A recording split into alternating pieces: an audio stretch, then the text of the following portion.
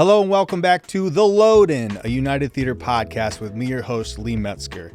Today I'm joined by comedian Tyler Hittner to talk about United We Laugh, the stand-up show that we have here every other month. I think it's every month. It's every month, babe. It's every month. So stick around. We're going to talk to Tyler and more about United We Laugh after this. It's The Load-In.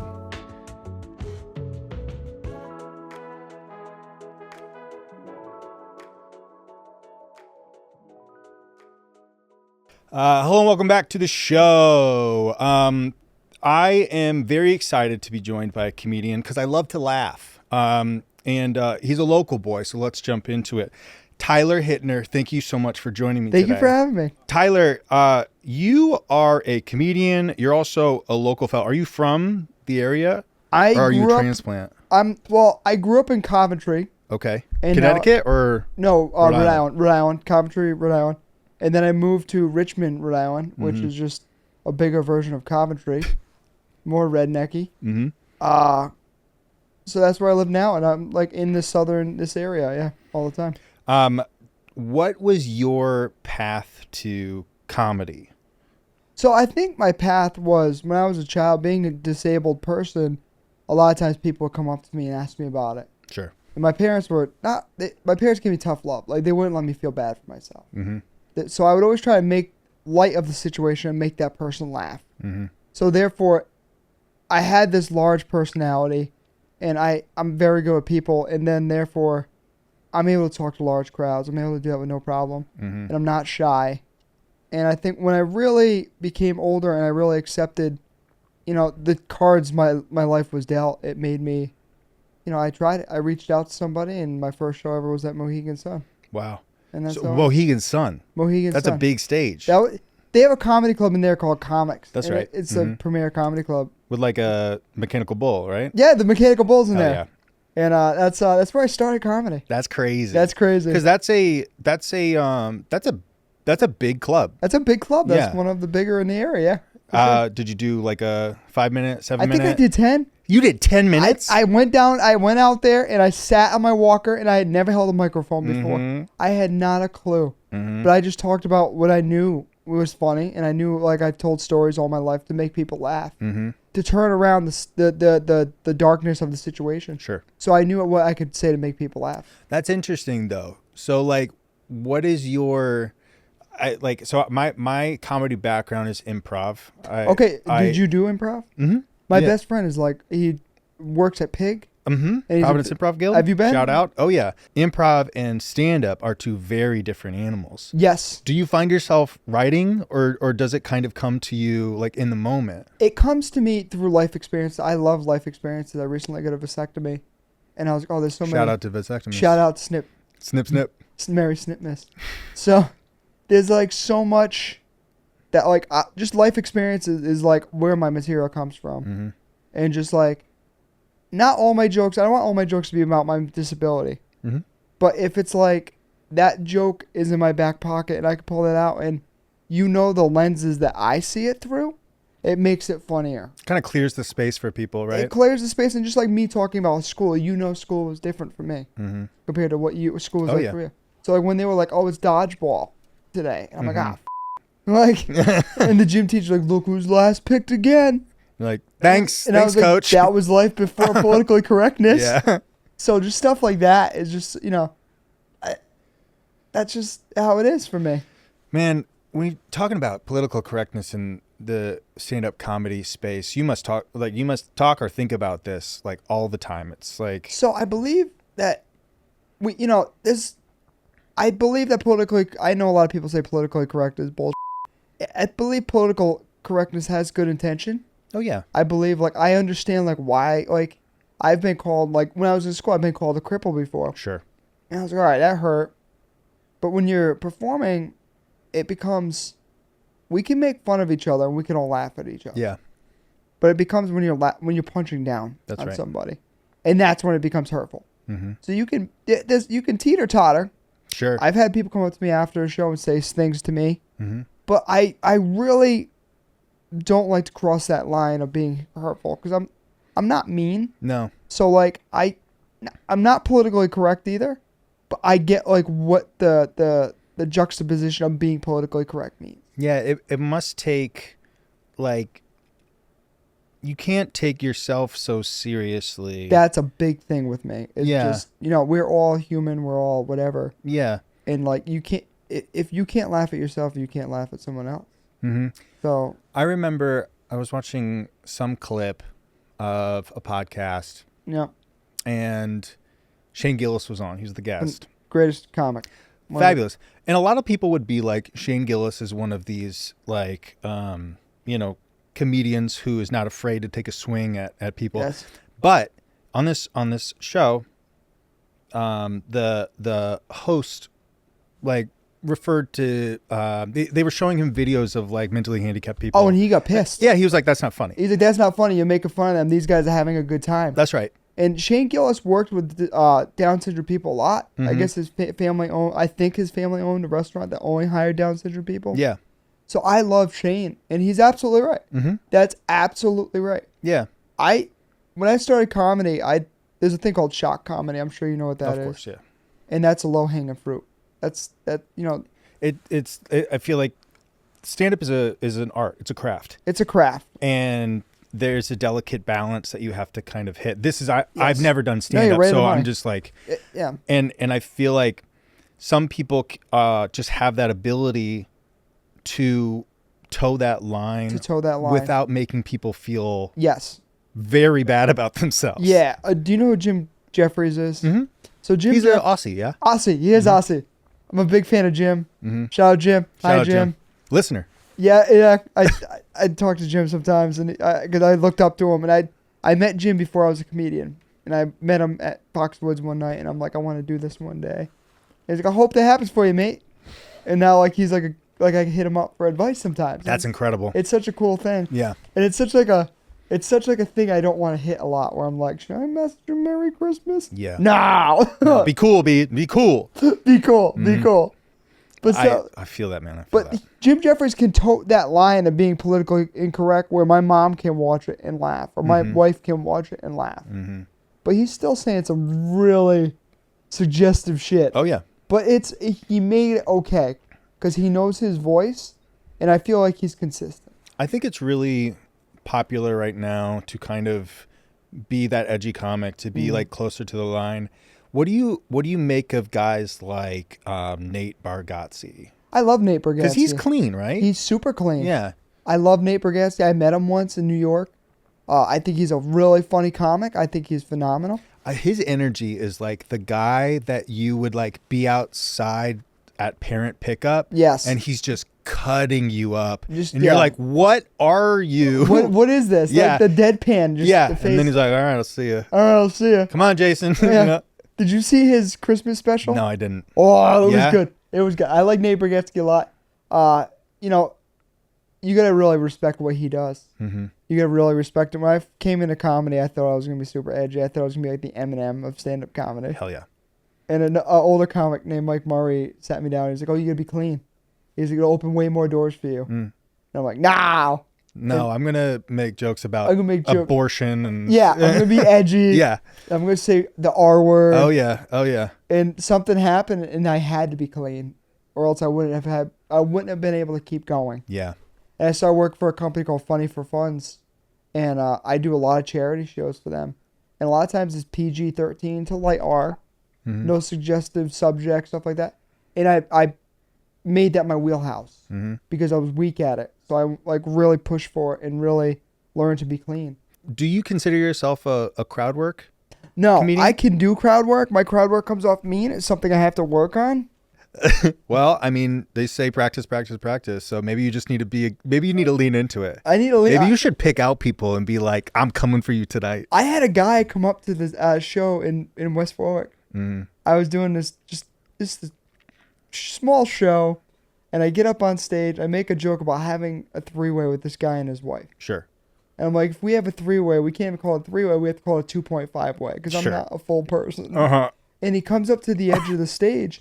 He's like, say it again. In the moment? In the moment, like face to face with me. And I'm standing there and I'm like, are you really going to... Buddy. Will Smith, the Jimmy Fund comedian? Like, yeah. sit. And like, he just kept yelling at me. And that's the moment I realized my crowd work was maybe mean. Yeah. And I don't know. That dude sounds like he probably went out looking for a oh, fight. dude, it was so funny because he goes, meet me outside. I'm like, yeah, What are you going to do? My mom's going to pick me up right there. Yeah, for sure. What are you doing? So he sits down, and I had to do like 20 more minutes. Of course. And that just derailed like a few minutes of it. God. And I was like, imagine getting so mad at the disabled comedian. That you have to pick up, like, what are you proving? To whom are you proving it to? What are you doing? Like, he came over to me and got in my face. And I'm like, very cool. And no other comic stopped it, which really pissed me off. Mm-hmm. And other comics like, dude, you got that coming. He's like, you talk a lot of shit. Oh, okay. He's so like, you're like, whatever. Yeah. Okay, do you want to play a game? Yeah. All right, I've got a fun little game, or I guess I think it's fun. You'll have to tell me whether or not you think it is. You did say something earlier that might throw a bit of a wrench into this. You said you live in Richmond? All right, so I saw that you lived in Wyoming. That's the same thing. There is. It's the is same this thing. like Mystic Stonington? Yeah. Okay, it's the same thing. Okay, good. Yeah. Perfect. So the joke plays, and we'll do it. We'll keep doing it. Okay. All right. I don't have a name for this game, so you're gonna have to help me come up with one. Okay. But this is what the game is. So Tyler lives in Wyoming. We're not going to dox this. Do you want to give your full address? No. Okay. Very good. That one guy from West Warren come get He's me. gonna come find you. Come find me. So Tyler lives in Wyoming. So I looked up the most famous, three of the most famous people who have ever lived, who were born in Wyoming, but Wyoming the state.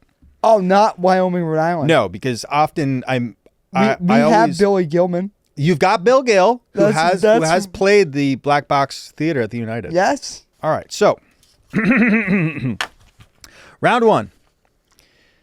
Actor Jim Beaver, who played Secretary of Defense Robert Singer in The Boys, Bobby Singer in Supernatural, and Kenneth in Young Sheldon. He is the son of James Norman Beaver Sr. Here we go. Here's a picture. Of the dad? Jim Beaver. This is the actor Jim Beaver. Okay. Who's in all these films or movies. And by films and movies I mean television shows. Okay. He's the son of James Norman Beaver Sr. Jim was the eldest of four. His three younger sisters were named Denise, Renee, and what? I'll give you some options. A, Tiddly. B, Tedley. C, Tumbly. D, Poe. Tell me about your Young what Sheldon. are you thinking about right now? I think it's C. You think it's C? You think it's Tumbly? I think it's Tumbly because I heard that name before. On Young Sheldon? Yes. The name of the third sister is actually Tedley. Tedley. Okay. Tedley is the third sister. Now, do you have a picture of her? I don't. I probably should have printed that out. Okay, so that's round one. Jim Beaver. Number two. Jackson Pollock. You know Jackson Pollock? He's a painter. He's a painter. I didn't know that. I just saw the picture. Through context. I wanted to sound cool. This is an art community. Painter Jackson Pollock. Yes. That's right. And so is stand-up. Painter Jackson Pollock. He's a famous drip painter of such works. This is a good joke. I shouldn't have f***ed it up. Famous drip painter of such works as Number 1, Number 3, and Number 13A. Although today, not very funny, very good. Although today Pollock is recognized as possibly the most important painter of his generation, criticism of his work during his lifetime ran the gamut between positive and negative. While some contemporaries consistently championed his work, Time magazine derogatively referenced him as what? I'll give you some options here. A, Jack the Dripper. Okay. B, Haxon Pollock. Wow. C, Slackson Pollock. Or D, Whack Bum Ball Lick. D sounds way too funny to be true.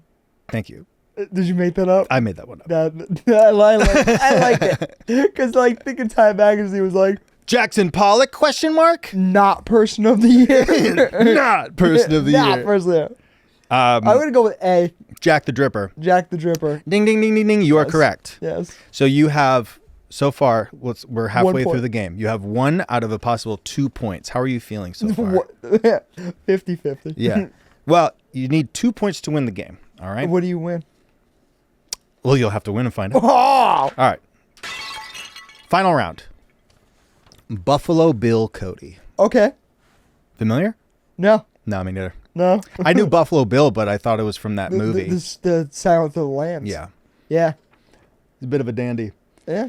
They always look good. They do, They always man. look hot. Yeah, for sure. I'm like, Look these the guys legs. These guys didn't shower. Let's zoom in. They didn't shower. Let's zoom in, producer me from the future. Frontiersman Buffalo Bill Cody.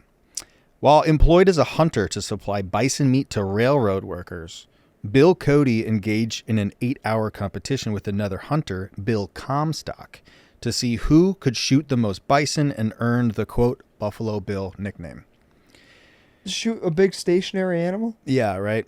All right. What sort of, like... I feel like Christopher Reeves could play. It's just like, given a certain amount of time, he's going to be able to kill at least one. Yeah.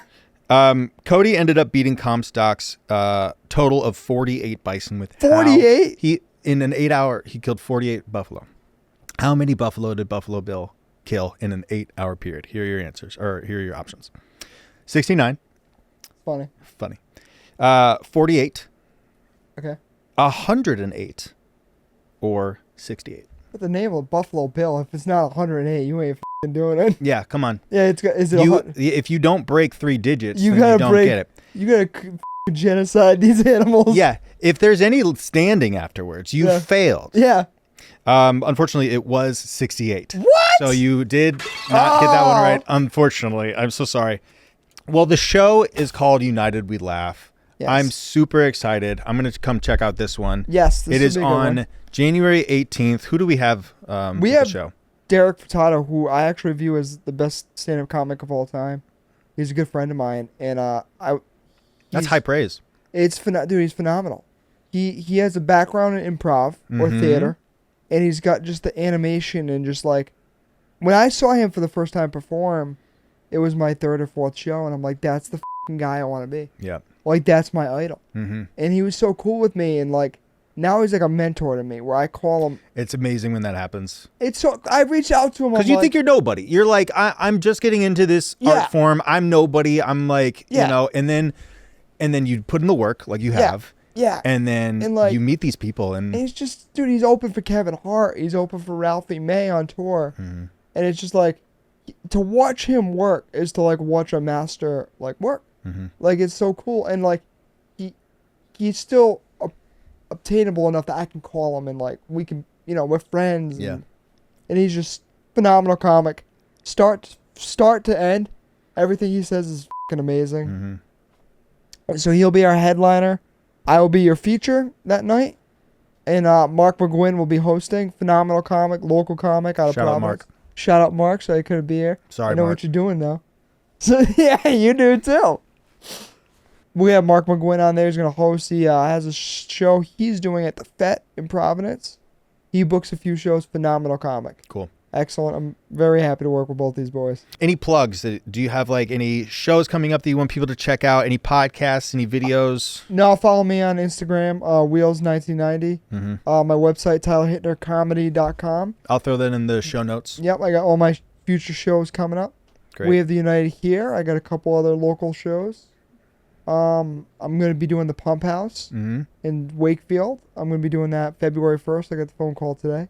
Hell yeah. Congratulations. So that's a cool thing. That's good fun. Well, if you like Tyler as much as I do, make sure you come on down to the United Theater and check out United We Laugh on January 18th at 7 p.m. Tickets on sale on our website, and you can find them in the show notes. Tyler, thanks so much for coming on the show. Thank you. You're welcome back anytime. This was super fun. This is fun. This will definitely be the most bleeps I'll ever have to edit into a show. Sorry. But hey, man. It's after dark. It's the load in after dark. That's dark. What you get. It's after dark. Yeah. All right. Well, thanks again for coming on the show. My name is Lee Metzger. This is The Load In. Goodbye.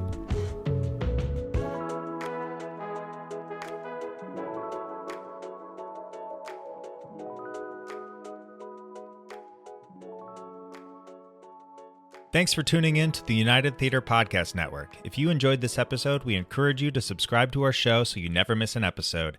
And if you could take a moment to leave a review, we'd greatly appreciate it. Your feedback helps us create content that you love. So hit that subscribe button and leave us a review, and we'll see you on the next episode.